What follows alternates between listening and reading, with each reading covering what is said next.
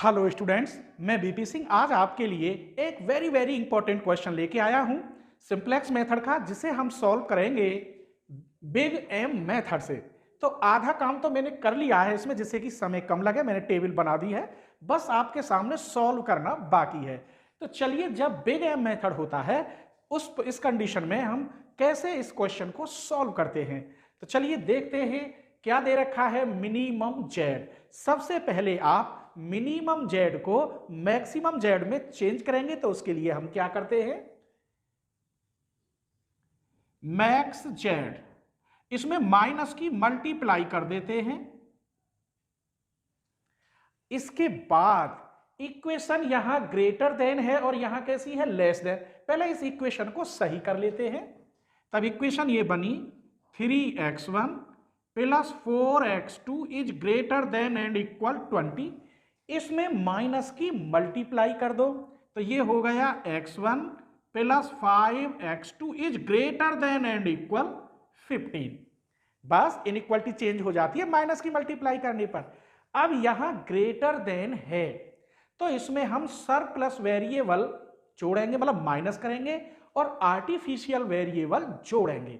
कैसे, यहां x2 तक तो है, इसका मतलब x3 और x4 सरप्लस वेरिएबल माइनस करेंगे और आर्टिफिशियल वेरिएबल इसमें जोड़ेंगे। बिग एम मेथड है, a1 और a2। तो इक्वेशन कैसे बनती है ये देखिए, इसमें जोड़िए 3x1 plus 4x2 plus x3 minus और प्लस के a1 इक्वल टू 20। इसमें लीजिए x1 5x2 minus x4 plus a2 equal to 15। यहां तक कोई परेशानी?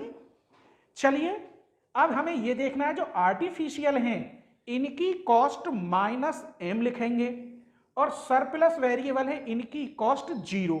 ये ध्यान रखना, जगह थोड़ी है, इसी में काम चलाएंगे।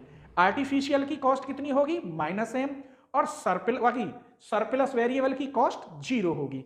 लेकिन उससे पहले मुझे क्या निकालना होगा, इनिशियल बेसिक फिजिबल सॉल्यूशन, अर्थात IBFS। इसका मतलब x1 x2 x3 x4 किसके इक्वल रखेंगे, 0 के। तो a1 की वैल्यू कितनी हुई यहां पर 20, a2 की वैल्यू हुई 15। हमने सब कुछ यहां कर लिया। अगला स्टेप है टेबल में हमें सजाने का, तो इसलिए मैंने सब ये यहां पहले ही लिख लिया था। b के नीचे हमें लिखने हैं आर्टिफिशियल वेरिएबल। तो यहां आप लिखेंगे a1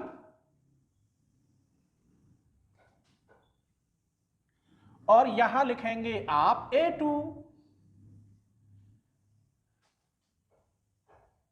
मैंने क्या बताया था, कॉस्ट कितनी होती है आर्टिफिशियल वेरिएबल की, -m।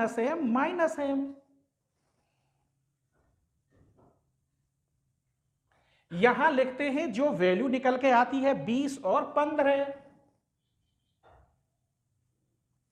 यहां मैंने कॉस्ट लिख ही दी थी, देख लो। ये जो कॉस्ट होती है, इस ऑब्जेक्टिव की कॉस्ट होती है x1 का -4, x2 का -1, -4 -1, x3 x4 का मैंने क्या बताया था आपको, 0 0।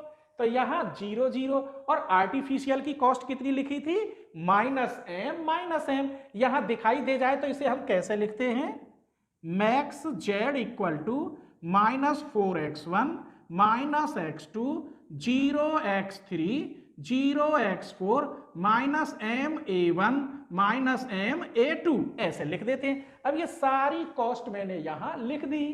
बस अब इसमें ये भरना है इक्वेशन। यहां x1 कितना है, 3 4 1 5। पहले यहां लिख लो 3 4 1 5। यहां है -3, x4 का मान 0, -1 0। यहां x3 की वैल्यू नहीं है तो x3 का मान 0, और x4 की कॉफिशिएंट कितना है, -1। कॉफिशिएंट लिखते हैं 0 -1। यहां देखो a1 तो है, a2 का कॉफिशिएंट 0, यहां a2 है तो a1 का कॉफिशिएंट 0। तो 1 0 0 1। अब इसके बाद हमारे पास रह गया डेल जे निकालने को। तो डेल जे हम सी जे के नीचे लिखते हैं ऐसे, डेल जे। अब आप इसे कैसे सॉल्व करोगे, इनको जोड़ोगे सबको यहां तक, तो 1 और 3 कितने हो गए 4m माइनस 4, ये 9m माइनस 1, यहां केवल माइनस m, यहां माइनस m, और ये आपकी 0 0, ये 0 ही आती है। आर्टिफिशियल की जो कॉस्ट है वहां m से m कट जाता है। ये कैसे सॉल्व होके आया आगे अभी मैं बहुत टेबल बताऊंगा, वहां मुझे सॉल्व करके दिखाना होगा। लेकिन जब हमें मालूम है कि यहां mm हो और सरप्लस वेरिएबल की वैल्यू 0 हो, आर्टिफिशियल की कॉस्ट माइनस m हो, तो बस ऐसे ही जोड़ देते हैं 4m minus 4, 9m minus 1, minus के m प्लस 0 तो केवल माइनस m रह जाएगा, ये 0 है, और यहां दोनों 0 0। अभी मैंने सॉल्व नहीं किया कुछ भी, अभी केवल टेबल पूरी तैयार की है।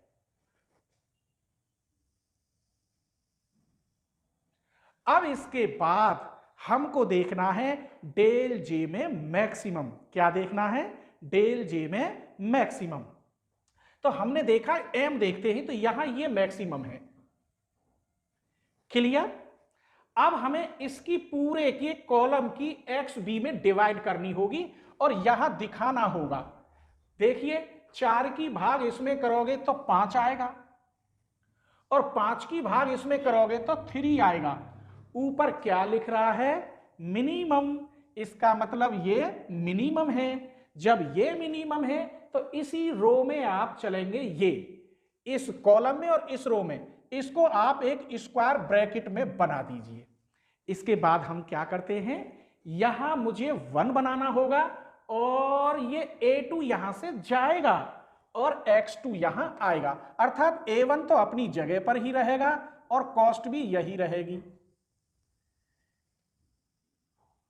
लेकिन a2 यहां से चला जाएगा। a2 की जगह पे क्या आएगा? x2, और कॉस्ट कितनी आएगी यहां? -1।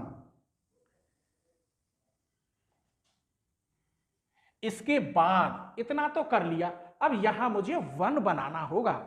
इसका मतलब इस रो में पूरे में 5 की डिवाइड करूं और यहां लिखता चला जाऊंगा आंसर। तो इसमें 5 की डिवाइड करोगे 1, यहां 5 की डिवाइड करोगे 1/5, यहां 5 की डिवाइड करोगे 3, यहां करोगे 0, माइनस के 1/5 और यहां 0, और ये a2 आपका कट जाएगा। क्यों कट जाएगा? a2 है ही नहीं, a2 खत्म। जो आपने 1 बनाया है, इस कॉलम में 1 के बाद सब 0 करने होते हैं। कैसे? यहां 4 है, इसमें 4 की मल्टीप्लाई करो, इसमें से घटाओ, यहां आंसर लिखो। इसमें 4 की मल्टीप्लाई करो, इसमें से घटाओ। कहने का मतलब 3 - 4/5, 5 दिया 15, 15 में से 4 गए तो 11/5। क्लियर? क्या किया था? इसमें 4 की मल्टीप्लाई, इसमें से माइनस, इसमें से माइनस करके फिर क्या किया मैंने? इसमें 4 की मल्टीप्लाई, इसमें से माइनस, 4 की मल्टीप्लाई, इसमें से माइनस, तो यहां कितना आ गया? 8। 4 दिया 12 और इसमें से गए तो कितने बचे? 8 बचे। ऐसे ही मैं इधर लिख देता हूं, ठीक है। जो क्रिया यहां करनी है वही आपको इधर करनी होगी। क्लियर? तो अब डेल जे निकालना होगा ऐसे ही।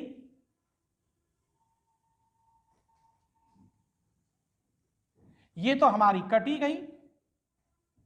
डेल जे कहां है? 1। अब इसको हम यहां 0 बनाना है। मैंने बताया था जहां 1 आता उस कॉलम में पूरे में 0 बनाना होता है 1 को छोड़कर।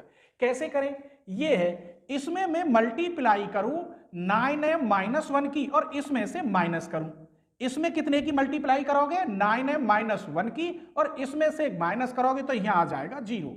अब इसमें कितने की मल्टीप्लाई करोगे? मैं यहां रफ बना रहा हूं, 4m - 4 माइनस, इसमें कितने की मल्टीप्लाई करोगे आप? 9m - 1। अब इसे आप सॉल्व करोगे, जो आंसर आएगा वो लिखोगे। 11m/5, 11m/5 माइनस 19/5, ये सॉल्व होके आएगा। अगर मिस्टेक हो तो आप सही कर लेना, ठीक है। तो मैं इसे मिटा देता हूं। अब ऐसे ही इधर इसमें कितने की मल्टीप्लाई करोगे? अभी तो ये हो गया डेल जे, यहां लिखना है 11m/5 माइनस के 19/5, ये मैंने यहां लिख दिया था। ये आंसर, ये 0 हो गया। यहां तो आप कर ही सकते हो डायरेक्ट, -m आएगा, यहां आएगा 4/5 माइनस m/5 और यहां आपका 0। सॉल्व करके देख लेते हैं। चलिए, तो मैंने सॉल्व करके देख लिया, ये आता है। ठीक है, अब हमें क्या करना है, जैसे यहां देखा था मैक्सिमम, ऐसे फिर मैक्सिमम देखेंगे और मैक्सिमम हम m वाले टर्म में देखते हैं। यहां है 11m/5, 5 दूनी 10, लगभग 2 से ज्यादा। यहां 4/5 है, 1 से कम। इसका मतलब ये बड़ा है। जब ये बड़ा है तो इन दोनों की इसमें डिवाइड होगी, आंसर यहां लिखा जाएगा। क्लियर? तो चलिए इसकी डिवाइड करेंगे तो 40/11। अगर इसकी डिवाइड करेंगे हम तो ये 5 तिया 15। इसका मतलब इसकी डिवाइड करेंगे, इसमें तो 15 आएगा, इसमें आएगा 8 पंजे 40/11। इसका मतलब कौन सा छोटा है? ये छोटा है, क्योंकि यहां 11 तिया 33, 11 चौक 4 से कम आंसर आएगा, यहाँ 15 है। इसका मतलब यो चलेंगे कहाँ है, ये मुझे 1 बनाना है, एक ब्रैकेट बना दिया। जैसे यहां 1 बनाना था, यहां 1 बनाना है। अभी तो और कुछ चेंज होगा, बोलिए क्या? यहां से x1 a1 तो हट जाएगा, x1 आएगा और कॉस्ट कितनी आएगी? -m की जगह पर -4 और a1 भी हमारा अब कट जाएगा। तो अब हमें क्या करना चाहिए 1 बनाने के लिए?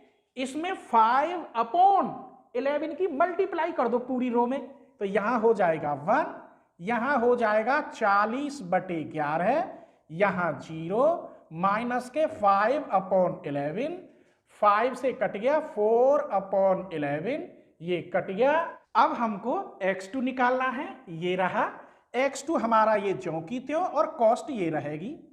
आइए अब इसे सॉल्व करते हैं। ये तो हमारे सब कट ही जाएंगे, a1 और a2, इसकी जरूरत नहीं, अब यहीं तक काम चलेगा। तो हमने क्या देखा, यहां 1 बनाया है और ये 0 हो रहा है। इसका मतलब इसमें मैं 5 की डिवाइड करूं और इसमें से माइनस करूं, आंसर आएगा 0। इसमें मैं 5 की डिवाइड करूं, इसमें से माइनस, इसमें 5 की डिवाइड करो और इसमें से माइनस करो, तो आंसर आएगा 25/11। ऐसे ही अब इधर बढ़ो, इसमें कितने की 5 की डिवाइड, इसमें से माइनस करो तो 1 ही आएगा। ऐसे ही यहां 1/11 आएगा, यहां माइनस के 3/11 आएगा। आप खुद देख लेना। ठीक है, अब हमें क्या करना है, डेल जे निकालना है। तो डेल जे, इसमें मल्टीप्लाई करें इतने की और माइनस कर दें इसे, तो यहां का आएगा 0। इस पर कोई फर्क नहीं पड़ रहा, 0।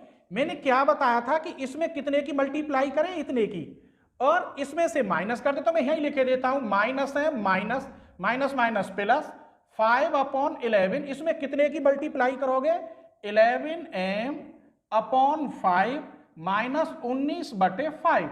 ये मैंने मिटा दिया हल करने की वजह से। माइनस m, 11 से 11, ये प्लस के m, 5 से 5 माइनस के 19/11। तो ये कटिया, तो कितना बचा यहां पर, माइनस के 19/11 हल होने के बाद। ऐसे ही आप अगला करोगे तो अगले में आएगा 13/11। चलिए यहां तक हमारा ये तैयार। ये मैंने हल करके दिखा दिया, ये मैंने टीप के लिख दिया है, 13/11 ही आएगा, और आप करके देखना। फिर वही बात, फिर हमें मैक्सिमम देखना है। क्या देखना है, मैक्सिमम। यहां नेगेटिव है, यही बचा अकेला। इसका मतलब इसकी डिवाइड XB में देंगे। दिस इज नेगेटिव, तो इसकी डिवाइड तो दे नहीं सकते, मैं यहां लिखे देता हूं। चलो, तो ये तो कट, इसकी डिवाइड इसमें देंगे। अब जो भी आंसर आया, चाहे मैक्सिमम हो या मिनिमम, वो सिंगल रह गया। इसका मतलब ये मुझे घर बनाना है। घर बनाने के लिए यहां 1 बनाना होगा, और ऊपर चलिए सीधे यहां x4 आएगा, कॉस्ट इसकी जगह पर 0 आएगी। आइए अब यहां 1 बनाने के लिए मुझे क्या करना चाहिए, 11/4 की पूरे में मल्टीप्लाई कर दो। यहां 11/4 की करोगे तो 1, यहां 11/4 की करोगे तो -5/4, यहां 0, यहाँ 11/4 और यहाँ 11/4 की मल्टीप्लाई करोगे, 11 से 11 कट जाएगा तो यहाँ आएगा 10। ये रो कैसी रही? यहाँ 1 है, 1 के नीचे सब मुझे 0 बनाने होंगे। ये कब तक बनाते हैं पता है? आपको मेरी पहली टेबल देखनी होगी सिंपलेक्स मेथड की, जहां मैंने सिलेक्ट वेरिएबल जोड़े हैं। ठीक है, तो जब पहली टेबल देखोगे तो सब आपको समझ में आ जाएगा कि ये क्वेश्चन हमें कब तक करना है, क्योंकि ये क्वेश्चन ही बड़े होते हैं। ठीक है, अगर आपको मेरा कोई भी टॉपिक सर्च करना हो, जैसे complex analysis, numerical analysis, real analysis, तो बस जो चैप्टर सर्च करना हो उसके साथ चैनल का नाम जोड़ दें, वो चैप्टर सबसे ऊपर निकल के आ जाता है। ठीक है, और अगर ये वीडियो आपको पसंद आए तो प्लीज आप अपने फ्रेंडों के साथ जरूर शेयर करें और सब्सक्राइब कर लें, क्योंकि हर रोज मैं हायर एजुकेशन की न्यू वीडियो अपलोड करता हूं। पता नहीं कौन सी वीडियो हो जो आपके लिए 100% यूजफुल हो। तो चलिए देखते हैं। x2 ये कॉस्ट ज्यों की त्यों रहेगी। आइए अब मुझे x2 ये 0 करना है, यहां 0 आना चाहिए। तो इसमें 3/11 की मल्टीप्लाई करूं और इसमें जोड़ दूं तो 0। इसमें 3/11 की मल्टीप्लाई करो, 5/4 3/11, 3/11 की मल्टीप्लाई और इसे जोड़ दो, प्लस के 1/11, माइनस के कितने हो गए, 5 3 15 बटे 11 चौक 44 और यहां 4/44, ऊपर नीचे 4 की मल्टीप्लाई, ऊपर बचा कितना प्लस की, तो माइनस के 11 बटे 44 -1/4। इसी प्रकार ये पूरी टेबल आप भर लेंगे। ठीक है, इसी प्रकार मैंने डेल जे भी लिख दिया है। कैसे? डेल जे ये रहा, ये भी मुझे 0 करना है। इसमें कितने की मल्टीप्लाई करोगे 1 में? 13/11 की, और इसे माइनस करोगे, आंसर। इसमें कितने की करोगे? 13/11 की मल्टीप्लाई इसमें, और इसको माइनस करोगे तो ये आंसर आएगा। इसमें करोगे तो ये, इसमें करोगे तो ये आंसर आएगा। क्लियर? आप करके देखना। हमने यहां क्या देखा कि डेल जे दिखाई दे रहा होगा आपको, हमने यहां देखा del J is less than and equal 0। इसका मतलब हमारा ऑप्टिमल सॉल्यूशन कंप्लीट हुआ। तो अब हम वैल्यू देखेंगे। तो यहां हमने देखा x2 की वैल्यू 5 है, x1 की वैल्यू है नहीं, x4 तो मुझे लेना ही नहीं है, केवल एक वैल्यू मिली। और मैक्स z कितना या मिनिमम z कितना है? मिनिमम z है 4x1 प्लस x2। x1 की वैल्यू है ही नहीं यहां पर, तो x1 का मान 0, यहां 0 रख दोगे और यहां 5, तो मैक्स z आएगा आपका केवल 5। इस प्रकार ये सवाल कंप्लीट हुआ। तो प्लीज आप इसे अपने हाथ से दोबारा करना अच्छी तरीका से। ठीक है।